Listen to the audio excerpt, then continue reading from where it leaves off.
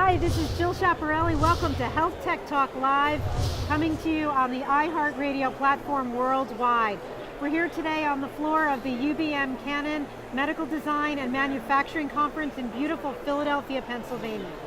I'm here with Matt Bird, president of 1-800 Public Relations, who has been responsible for bringing a lot of innovators over to talk to us today.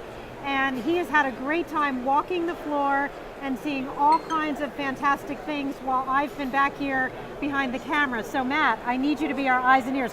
What are you seeing out there? I see tons of people, lots of energy. What are you feeling and hearing? It's actually pretty amazing. Having this many innovators in one place is pretty phenomenal. I got to give a hand out to UBM and Canon for putting together the MD&M conference. The concept of it is pretty substantial. But the big theme of this place, I would have to say, is the sustainability aspect of all these medical device companies.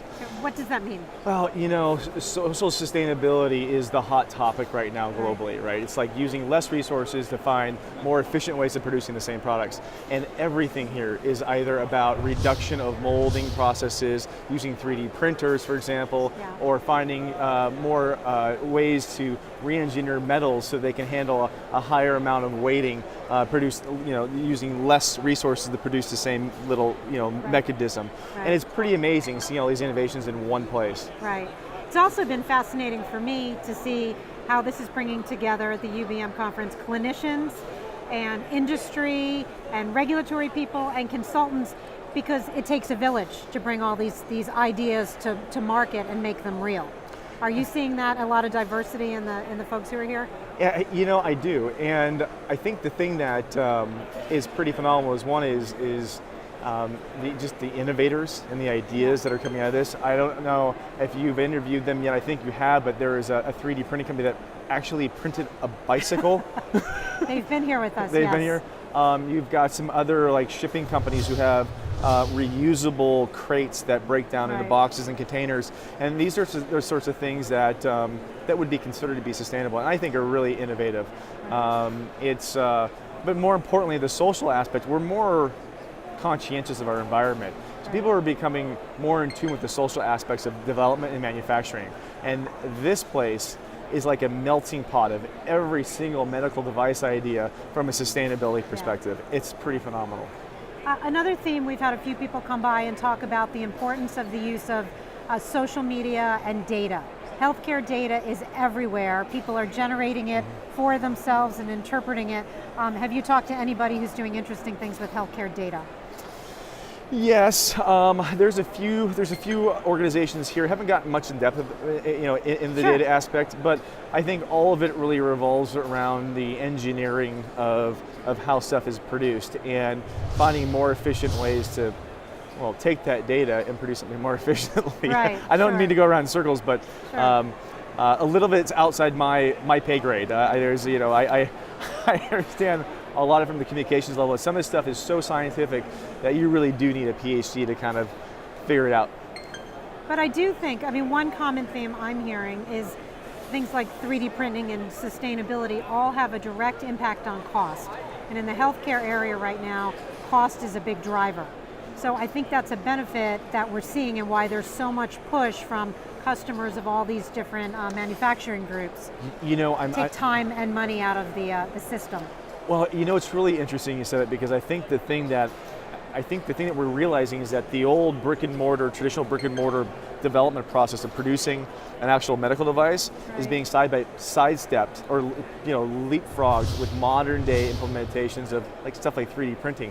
You don't have to go through this normal molding process, the 6 months it takes of tooling and molding to produce a prototype to see whether it works or not. Right. And that is a massive, it's taxing on resources for the corporations. It's taxing on resources environmentally, and these innovators are finding ways to bring stuff to market quicker, faster, more efficiently on a prototype level that normally take months or years and 2 to 3 times the amount of resources. In fact, I would say that on average, most of the organizations here reduce the carbon footprint by about 40 to 50% on their modern medical devices. And that's like I said, the sustainability aspect has really popped out. Everything is like 50% less usage of resources, 50% less the cost, more efficient, less carbon footprint. That's what this all is all about. It's getting into nano-based technologies and stuff like that. So something else I'm hearing while you're wandering the floor is a lot of these small companies with great ideas need help in getting their message out. Yeah. How can 1-800 Public Relations help them with that? Wow. Well, it's about communicating. Okay. Look what we're doing here today. We're just having a conversation and talking, and I'd love to work with every single one of these companies. It would be terrific. But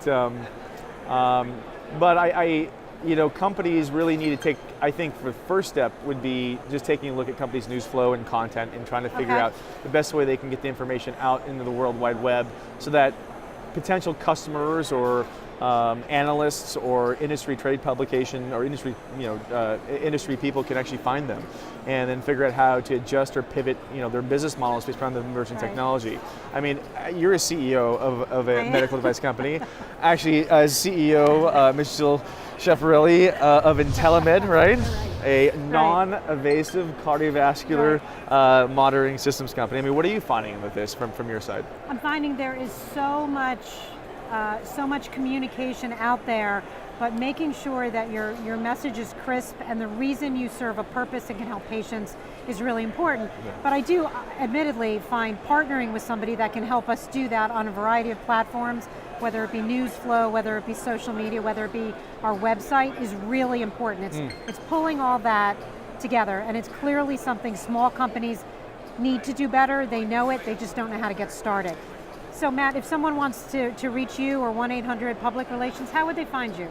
You go to 1-800pr.com. Oh, the website. The website. The you go through there, you can see what we offer, what we don't offer. I think the neat thing for these companies, we do performance-based PR. No retainer fees, no hourly rates.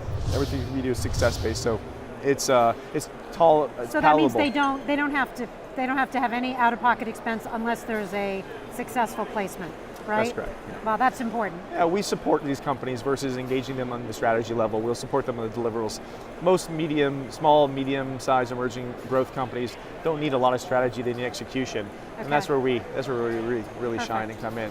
I actually have one question for you. So I want to put it back in you. Okay. I got you here, and I enjoy the time. But I got a question for you. So from where you're sitting and taking your host hat off, and as a CEO of IntelliMed, without naming names, do you see any major applications in the stuff that you're doing with some of the companies here that could actually adjust the growth of your company as well? Yes. So IntelliMed, as you mentioned, is a non-invasive cardiovascular monitor.